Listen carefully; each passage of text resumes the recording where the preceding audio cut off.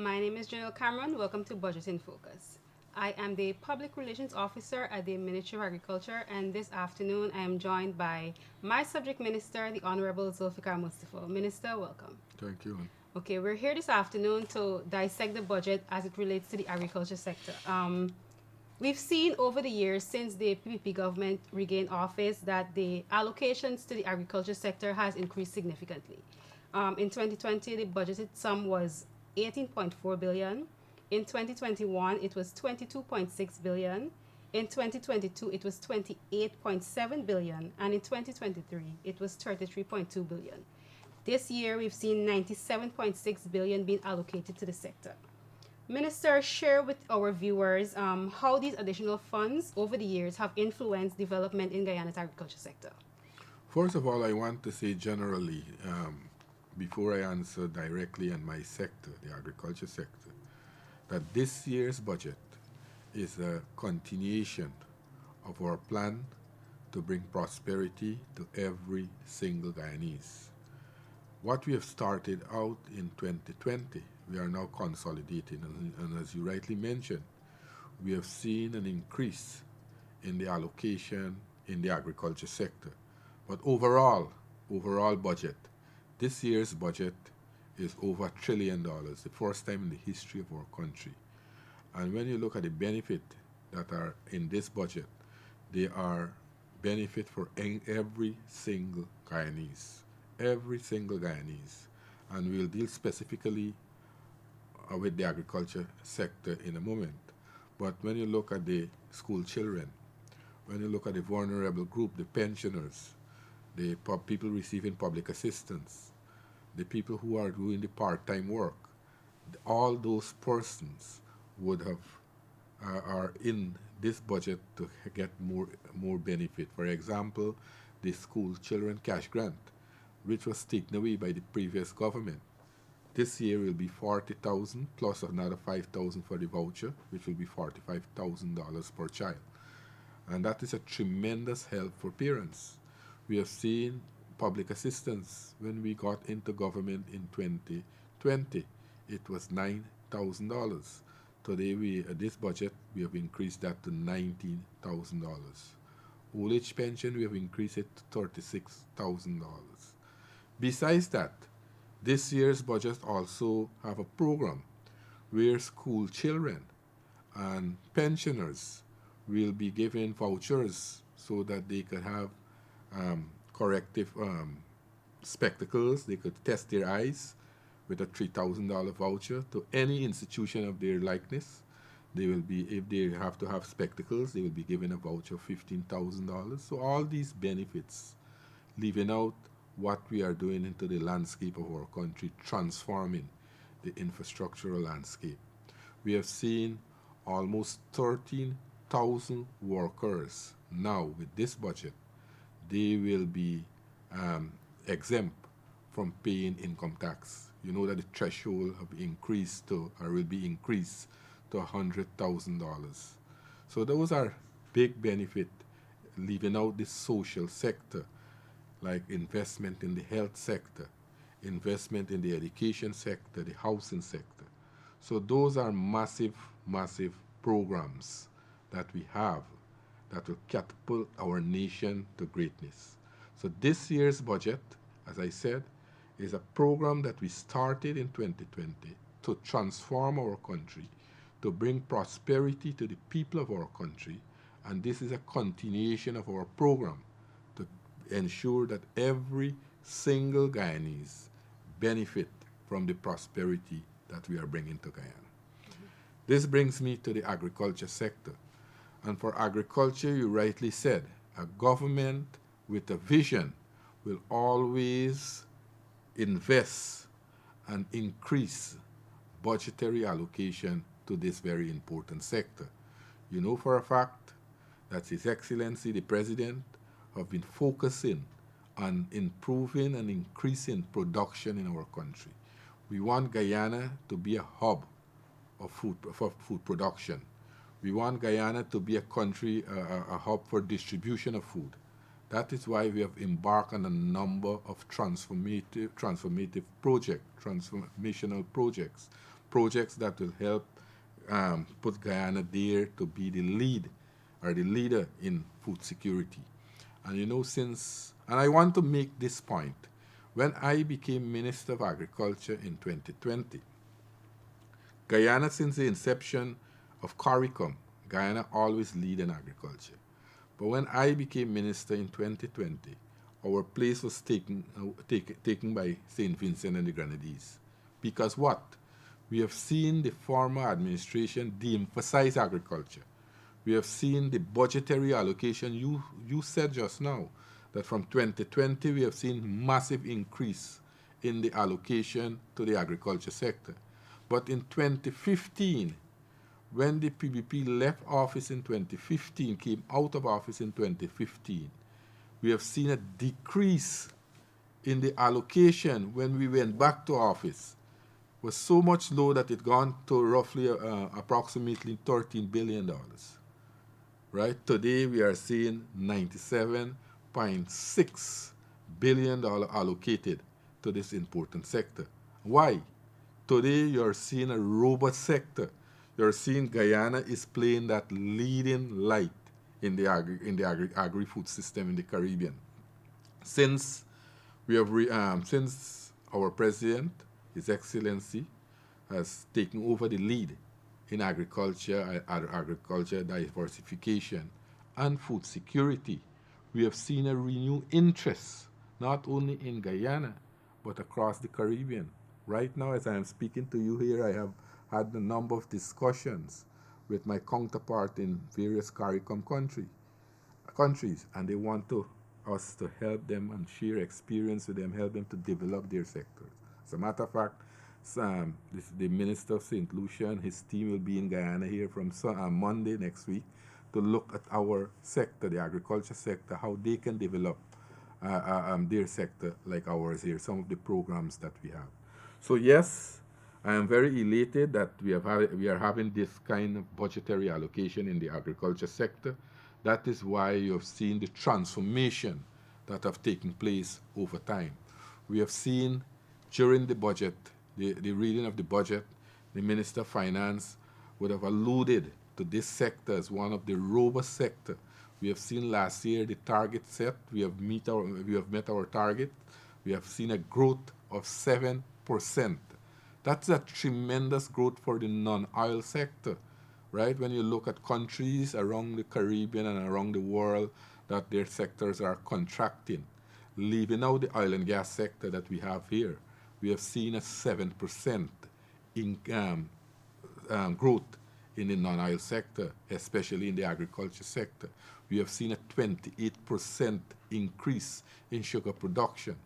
We have seen rice production move from 610,000 metric tons, to 653,000 metric tons. We have seen the livestock sector improvement and increase in production in the livestock sector. We have seen the fruits and vegetable, the other crop section, right? So the allocation that we are making is testimony to the growth that we are getting in the agriculture sector. It's testimony to food production that we are making, the contribution that we are making in terms of producing food and become a food secure nation. Great. Minister, I know a very critical part to agriculture development is infrastructure, and 72.3 billion was budgeted to provide upgrades to maintenance of the country's drainage and irrigation network. Of that, 29.4 billion was the sum being budgeted to commence the construction of the replica Hope-like canals in regions 5 and 6. Tell us a bit about that. So, under our government prior to 2015, the Hope Canal that was built there was built under our government when we were in government prior to 2015.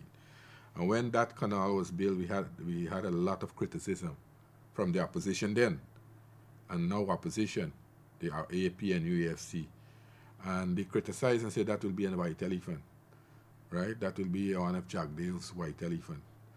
And we lived to see when we had the most devastating flood in 2021, when all the regions of our country were affected, Many areas, places like Georgetown, you all remember in 2005 when we had the massive flood in Georgetown. Georgetown was spared. The East Coast was spared because of that canal, that Hope Lake Canal. The excessive water from the backlands, the excessive water from the conservancy drained directly to the Atlantic Ocean. So what we plan to do, we have seen massive flooding that took place in 2021, where almost 85% of the agriculture sector was destroyed.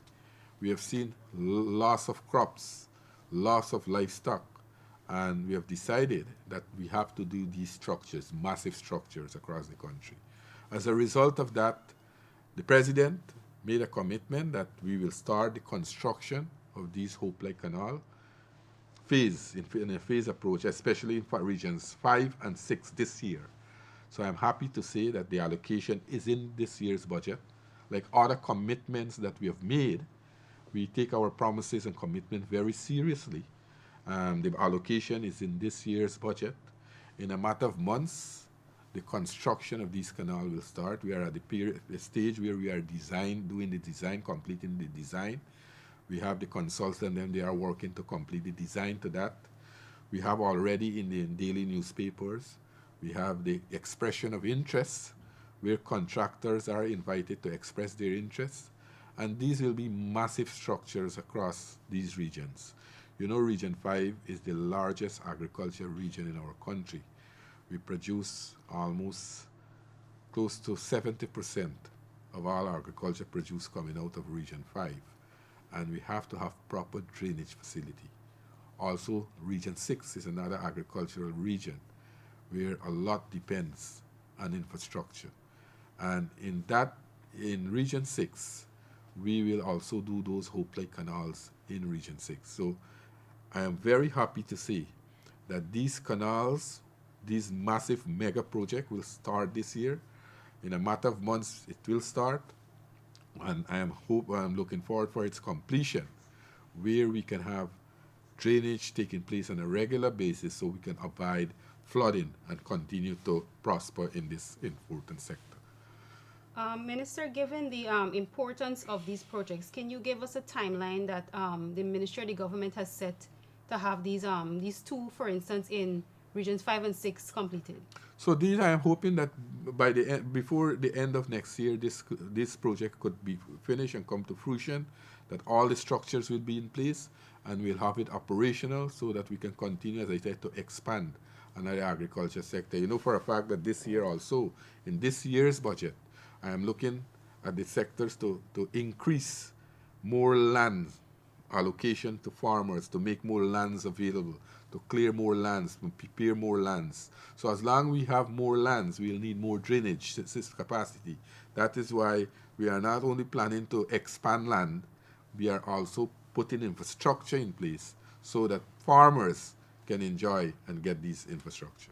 Still on infrastructure development, Minister, outside of the Hope Lake canals, can you say what other interventions in drainage and irrigation citizens can look forward to in this year? So we have a number of canals that we'll be doing. We'll continue to do our maintenance work. We'll continue to rehabilitate canals, but at the same time, we will purchase this year also a number of mobile pumps, which will be placed across the country. As it stands now, a number of areas depend solely on the drainage, on drainage by sluices. So sluices operates on a tidal system that you have only about opportunity about 6 hours for drainage. What we plan to do is to complement the sluices with the operations of these mobile pumps so that farmers can have more drainage capacity.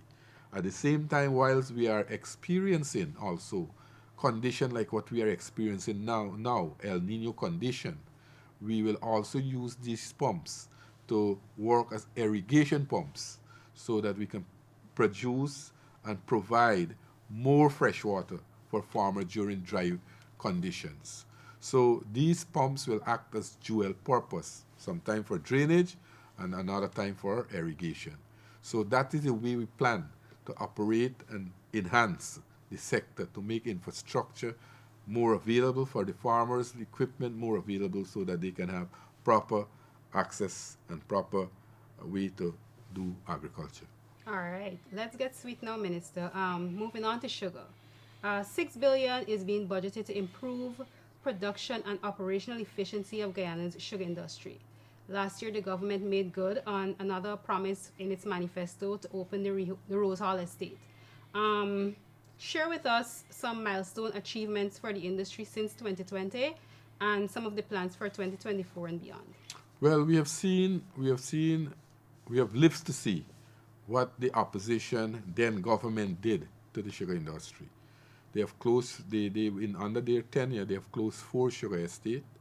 We have seen 7,500 sugar workers would have lost their job placed on the breadline. Besides that, thousands of other people who indirectly depend on the sugar industry were unable to survive too. We have seen massive unemployment. We have seen the village economy die a slow death. We have seen many areas people had to leave their home areas to go to other areas to work. Many families were broken up because of these issues. Things that were taken for granted, basic utility services that were taken for granted, were denied to these people because of the costs associated to pay the utility bills.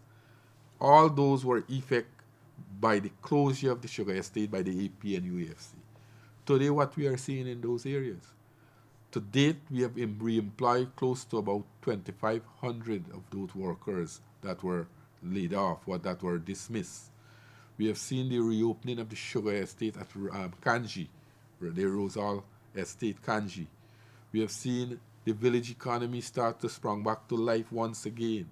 We have seen those persons who depend indirectly on 𝐁𝐔𝐃𝐆𝐄 start back their small businesses, right? So this has been a tremendous boost in these areas. And we have seen sugar is moving, taking back prominence once again. Since the last 3 years, although government have been putting a lot of money into the industry, what we are seeing that the industry is moving at a pace. We are going into the process of mechanization so that we can modernize and mechanize the sugar industry. As I am speaking here to you, we are now, I've met with 𝐁𝐔𝐃𝐆𝐄, and 𝐁𝐔𝐃𝐃𝐆𝐄 now are looking in terms of mechanizing, doing a lot of mechanization. Um, they are looking to see that this year it targets this is to move sugar production from 60,000 tons to 100,000 tons, a 66% increase we are looking at. So that means we have to do a lot of tillage. 𝐁𝐔𝐃𝐆𝐄 has to do a lot of tillage. They have to do a lot of planting. They have to get proper yield, increase the yield per acre, hectares. So all these things we have seen improvement in the sugar industry. We are seeing more opportunities being created in these areas for the sugar for people living in these areas. So the sugar industry have been a lifeline for people living in these areas, have been an economic hub for people living in places like 𝐁𝐔𝐃𝐆𝐄, places like Albion, Iflot, those areas. So we as a government, we have recognized the importance of the sugar industry, and we will continue to invest in this industry, but at the same time we'll ensure that it be mechanized, we'll ensure that it become more efficient, and at the same time break even at some point in time, and then eventually start to produce sugar for a profit. All right, great. Moving now to the rice industry. During your year-end press briefing, you spoke at length about the increase in production and export. You spoke about the new markets. You spoke about that new variety that was launched during the Agri-Investment Forum and Expo last year. Tell us a bit about those accomplishments and what it means to Guyana's development and CARICOM's Vision 25 by 2025. So you see, rice has been a success story for us. We have had steady improvement in the rice industry. As you rightly said, we have had, we were able to move yield from when I became Minister of Agriculture from 5.8 tons to 6.2 tons per hectares. That's a tremendous achievement for us. We are seeing more high yielding variety being produced now. As you rightly said, we have now launched the biofortified rice. Biofortified rice now is becoming available to farmers for there to plant. What is biofortified rice? Biofortified rice is a rice that we grow the zinc supplement in that rice. Very nutritious, very healthy, and doctors even advise patients that they can use it with people with heart conditions, people that suffer from diabetes and other things. They can use, because this rice is very nutritious and healthy. Also, what we have seen demand now for Guyana's rice, because you know for a fact that a large producers of rice have decreased their export to the world market, and we are seeing more and more countries are requesting that Guyana supply rice to them. That is why this year a target has been set for 710,000 tons, moving from 653,000 tons. And remember how I am saying it. Last year it was 610,000 tons. This year we were able to produce 653,700 tons. And next year, or this year's target, last year's target was 653,000 we produced. This year's target is 710,000 tons. And I'm very optimistic as I'm speaking with you here that we will achieve that target. And that is why the rice industry will continue to play that critical role. We'll be seeing a $1.3 billion investment this year in the rice industry. We are modernizing this industry too. What we are doing, we are building these seed plant facilities in various parts of the country. When I became Minister of Agriculture, I had one in Blackbush Polder that was inoperable. Now that is functional, right? That seed plant in Blackbush is producing seeds for the entire Blackbush Polder, all 4 settlements in Blackbush Polder. We have the number 56 rice seed facility. We have the one at Anvawak MMA that we have increased capacity over time. That plant is producing seed paddy for a number of farmers in the MMA scheme. We have in Essequibo. I am looking to rehabilitate the one that we have in Leg 1 that is inoperable. So, all these facilities will help us to increase production by providing more seeds, more opportunity for farmers, rather than have to go different parts of the country to find these things.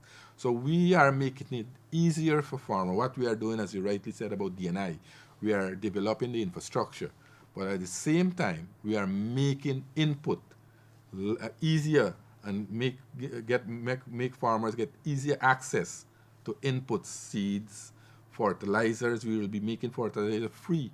The president, when he announced a couple of weeks back, he made some announcement about the cost of living. He allocated $850 million for fertilizer to cash crop and rice farmers.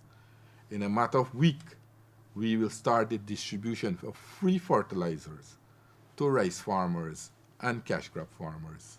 We are making other inputs available to farmers. We have taken out the VAT on agriculture machinery, agriculture input, so that the costs for these things have come down tremendously. So all these facilities and all these access we are making for farmers, and at the same time, what we have been doing, we have not increased any fees or rental charges. As a matter of fact, in 2017, the AP and UAFC would have increased land rental and D&I charges by almost 6,000% at MMA, from $3,500 to $15,000. When we got into government in 2020, we reversed it back to $3,500. And last crop and the crop before that, some farmers didn't plant. And I asked the MMA scheme to forego the rental. That is the way we try to help farmers to work with them so that they could produce. Indeed. Another industry that has seen massive development under this administration is the fisheries and aquaculture sector. This year, $1.2 billion was budgeted to further develop this sector. Last year, you mentioned on several occasions about the increases in production in brackish water shrimp. You spoke about the marine cage project, and you also recently mentioned the $100 million prawns production project at Anvawak. Give us a breakdown about these initiatives and how they will impact the village economies in those areas. So when we started out, and first of all, I want to say we have seen an also increase in marine fishing last year. We have seen an increase in catches in the marine industry, and this put a what do you call it, a dent to the naysayers who are talking about island gas causing the fish to move away. And we have had the FAO study which showed that the freshwater and climate change was causing the fishermen not to catch the fishes. We have seen now an increase in catches. So that put a dent, that put a stop to all the naysayers who were talking about island gas causing the fish to move away. Secondly, the aquaculture industry. That's a new industry that we are building for our country. And I think we have seen tremendous improvement. As a matter of fact, the idea of the president was that let us work with the small farmers, the subsistence farmers. And he said that let us help them to enhance their pond, let us do the capital civil work for them, and see we'll have increase. When we started out, collectively they were producing approximately 10,000 kilograms monthly. So we start to go to enhance their pond. We try to put infrastructure in place. We put in cokers. We dug some of the ponds, and we were able to increase production now to date. And we are not complete. We have not completed the project as yet. It is about 80% completed. We have increased production from 10,000 kilograms to roughly about 90,000 kilograms monthly. Imagine that. That all those money are going back. Last year alone, the brackish water shrimp industry would have earned $1.3 billion. The $1.3 billion, where it went, didn't come to the government's coffer. It went back to the rural economy, went back to the village economy. It went back in that community. It went back to among the fisher folks, the people in the aquaculture industry. So you could see the opportunities that we are creating when we make these investments. The ordinary people, the farmers, the fisher folks, they are getting those benefits. We started out last year, I can remember when the president talked about cage culture, many persons were laughing, right? I'm happy to say that we have started out in various parts of the country. We started Lake Kapoi, we started at Mashabo, we started at Mainstay, and today those areas are producing a lot of tambaki fishes, those species, from the cage culture. They are now making it an economic activity for those areas. And later on this year, we will be doing another 50 cages around the country to produce these tambaki and tilapias. We will be starting a matter of month. In another month from now, we'll start to produce prawns, the Vanami prawns, coming out of Anvawak, which will be another economic opportunities for small farmers. So all these things these are success story for us. And when we talk about our successes, that is why people in CARICOM want us to go and share our experience with them. They want us to go and help them to develop their agriculture sector. Who would have imagined places like Barbados, their whole economy was built on tourism. They want us to go now and help them to start brackish water shrimp production. They want us to go and help them to start shade house production. Trinidad and Tobago, we are working with them to help to rehabilitate and start back the rice industry. As I said, Monday coming, the Minister of St. Lucia with his team coming to Guyana to look at what we are doing in Guyana so that they could replicate that in St. Lucia, some of the activity, agricultural activity that we are doing here. So Guyana agriculture sector has been a success story for us over the last 3 years. We have moved from a country that had lost its place in CARICOM to a country now that is leading food security, leading agriculture in CARICOM, where the entire Caribbean community is looking forward to Guyana for that leadership. All right, great. Livestock development. In an effort to maintain self-sufficiency and become a net exporter of poultry and other meats, we saw another major injection to the livestock sector this year. Share with us that allocation and some details about some of the initiatives and plans for expansion in 2024. How these projects will implement and impact the lives of farmers. So this year we'll see a budget. We have seen a budget, or we'll be seeing a budget of $1.5 billion being allocated to this very important sector. And you know for a fact that Guyana, as you rightly said, have already been self-sufficient in producing all its poultry needs. But we are looking also to produce other things. You know, we have a program with Barbados where we are working with Barbados, and we will be doing the black belly sheep program in Guyana, where we will replace, or we are trying to replace, the New Zealand lamb and the Australian lamb with a black belly brand from producing in Guyana in the Caribbean, to replace those coming in the Caribbean. You know, the 25 by 2025 initiative, where CARICOM wants to reduce its food import bill by 25% in 2025. If CARICOM has to be successful, then Guyana has to be successful, because Guyana has a lot of arable land, vast fresh water. So we have to ensure that we harness those resources. And that is why we are working very closely with Barbados to develop this black belly sheep brand, so that we can replace the New Zealand lamb and the Australian lamb coming to this part of the world, or coming to the Caribbean. Also, we want to be a producer in beef, and we are now building one of the most state-of-the-art abattoir at Anvawak. It's about 75% completed. We are working with a company from Brazil to do embryo transplant, where we are now having sure pregnancy in these cattle, better breed of animal that we are bringing into the country. Only last year, we imported 64 breeding bulls that we from Texas, that we are sharing with farmers, so that they can increase the breed of their animal, better breed they can have, so that we can produce the kind of beef that we want. We are also looking to produce, go into dairy production. You know for a fact that last year a dairy plant was built in Region 5, the Amaya dairy plant. This year and later on next year, we'll see the completion of the DDL project with their dairy milk plant that they are building at Mublisa, right? And that will be tremendous development for Guyana in producing its dairy needs. So all these development that I'm talking about are because of the investment government has made over time. Over the last 3 years, we have seen the kind of investment.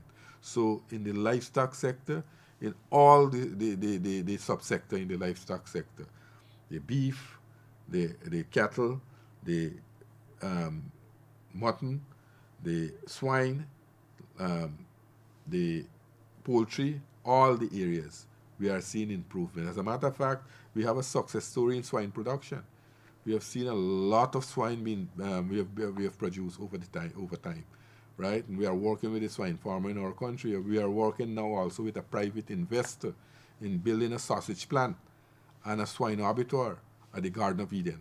So all these development are moving at pace, and we are hoping that we can achieve all this development plan in the agriculture sector, because they have started, works have already started in these areas to move production and development there. Okay. Other crops. Minister, 2.6 billion is being budgeted to support other crop interventions. Of that sum, 967 million is budgeted to improve the capacity at the Takama facility under the soybean and corn project. We've seen a private-public partnership being developed to push the large-scale production of corn and soybean. I mentioned this here because I know corn and soybean ties into the livestock sector. Tell us a bit about that project, what's going on in Takama, and the production for last year, and what we expect to have this year. Well, you know, that has been a success story for us, the production of corn and soya. Guyana never used to produce those crops. And again, the vision of the president and the government. The president called the poultry dealer and asked them, look, he's putting them to a challenge. Look, you all make an investment and we will do the infrastructural work. What we did, if you go to the Takama Savannah, is a transformation that have taken place there. We have seen massive road networks. We have built a silos facility. We are now building a wharf. And the consortium that we are working with, especially poultry farmers, they have planted. Last year they planted 7,000 acres. We have seen 10,000 acres this year. And last year, 10,000 acres. The year before they did close to about 3,000 acres. And I'm hoping that this year we'll have 14,000 acres. Only at the Takama Savannah, you have other farmers are farming in different parts of the country. For example, places like Santa Fe in Region 9. We've seen the production of soya there, and corn too, and other parts of the country. So what we are working on, we are working that by 2025, we will produce all our livestock needs in terms of feed, our livestock feed the needs. So if we are hoping by next year we can plant 25,000 acres 2 times per year. Also, if we do that, we'll not only produce all our livestock feed, we'll also be a net exporter in exporting to various CARICOM countries. And that is the way we plan to reduce the food import bill, right? And that is why I alluded earlier that if CARICOM has to be successful, then Guyana will have to play that very important role. And we are playing that role. We have seen other crops too, other things like coconut. We have seen massive increase in coconut production. We have seen massive increase in leaving out the traditional fruits and vegetables that we have seen expanded over the years. We have seen things like the high value crops. You know, the president, the Agriculture Innovation and Entrepreneur Program that the president have launched. We have seen 54 shade houses at Manripo. To date, that those shade houses has produced approximately 42 tons of things like broccoli, cauliflower, carrots, bell pepper, lettuce, all those things. And we have seen over 300 shade houses across the country that were built. We are seeing more and more young people being involved in agriculture. The president have instructed that 20% and 35% youth and women must get involved in programs and projects that are executed by the Ministry of Agriculture. So you could see the whole system in the agriculture system. We are putting a lot of effort and emphasis to ensure that we make this sector resilient, we make it strong, but at the same time make it in a way that we can approach the future with optimism so that we can continue to produce.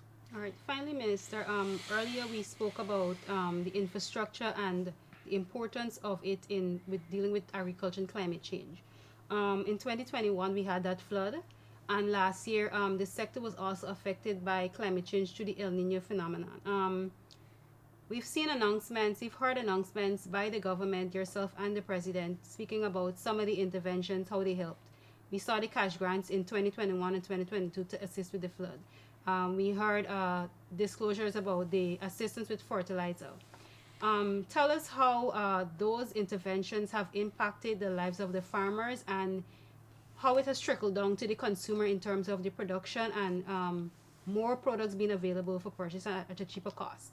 So, first of all, climate change is this part of the world. This is the second most disaster prone area.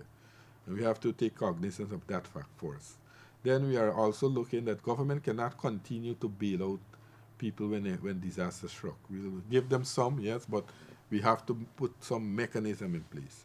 At the ministerial task force level, which I am chairing, we are looking at a product, an insurance product, where we can have crop insurance. That will be the ideal thing for farmers in this part of the world. We are working very aggressively. I am hoping that we can achieve this very shortly. In the meantime, as I said, government has been making allocations available in different form, fertilizer. Sometimes we give them cash grant.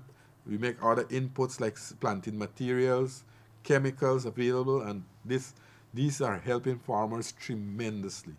These inputs and these inputs that we are making available and resources that we are making available to farmers are helping them tremendously to reduce the cost of production and produce more food. And we will continue to do that. We will continue to make resources available.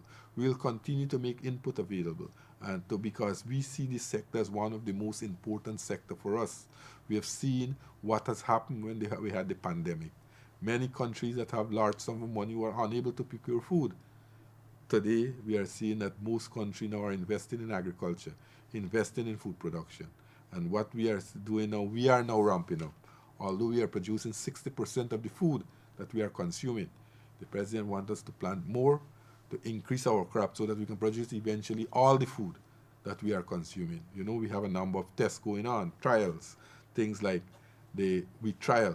We are looking at those also. So whilst we are consolidating and expanding what we have, we are going to new crops. And whilst we are having successes in these new crops, we are also doing trials for other crops so that Guyana can become that agriculture powerhouse that we are talking about.